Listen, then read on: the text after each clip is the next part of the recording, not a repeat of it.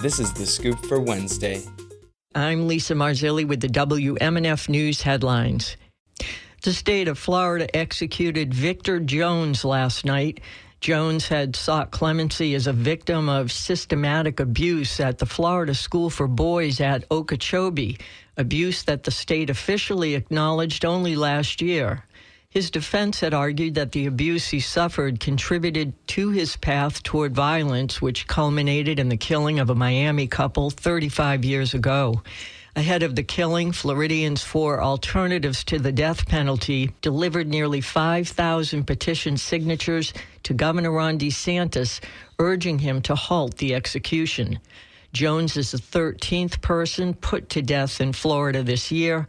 Samuel Lee Smithers is scheduled for execution on October 14th.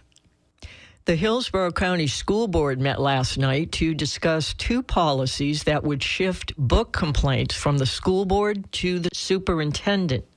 WMNF's Chris Young reports School Board Chair Jessica Vaughn says the proposal puts transparency and local control at stake. One policy change would remove the language that only a school board member can remove challenged materials, and the other would put in place a procedure for the superintendent to review the materials. School Board Chair Jessica Vaughn calls it an attempt to silence elected board members. When, the state board or the attorney general or whomever, the governor themselves decide that they don't like a book in our library, they can completely bypass democracy and elected officials and just put pressure on our superintendent. Superintendent Van Ayers came under fire this summer after he was called out on social media by then Education Commissioner Manny Diaz and Attorney General James Othmeyer for having what they called, quote, pornographic books in schools. Ayers then pulled 600 books, which drew sharp criticism from the school board, who felt he had sidestepped the process and didn't consult them. Vaughn says the community's primary concerns are school funding, safety, and bus transportation, not book bans.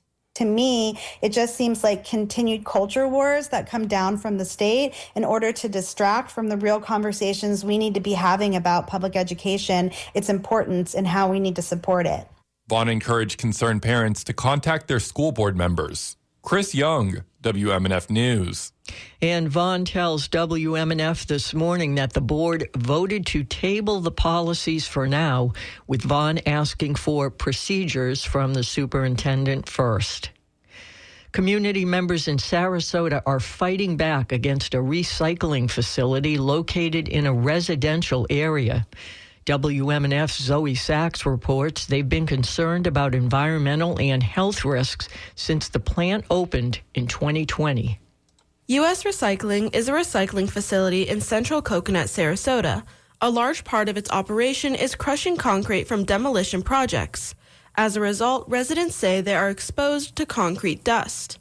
Ronald Cashton is the chair of the Coalition of City Neighborhood Association Air Quality Committee in Sarasota. Just by minimal exposure, you can get skin irritation as well as respiratory irritation, runny noses and things along those lines. But long-term exposure leads to very serious health problems such as chronic bronchitis, lung cancer, all sorts of COPD issues. And the problem with concrete dust is because they're little shards of rock, it never leaves your system, so it's cumulative. The facility is located in a residential area with over 200 homes, 2 city parks, a daycare, and an assisted living facility.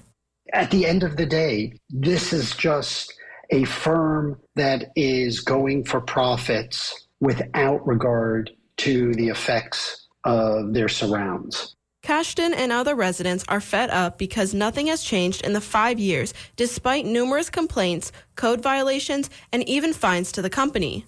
The CCNA Air Quality Committee continues to monitor the facility and hopes local elected officials will take action. For WMNF News, I'm Zoe Sachs. In weather, it's going to be partly sunny today with a high of 89 and a slight chance for an afternoon shower. Lows tonight will be in the mid-70s. Partly sunny and breezy on Thursday with a slightly better chance for some rain. I'm Lisa Marzilli with the WMNF News headlines. This is The Scoop, recorded at WMNF Tampa.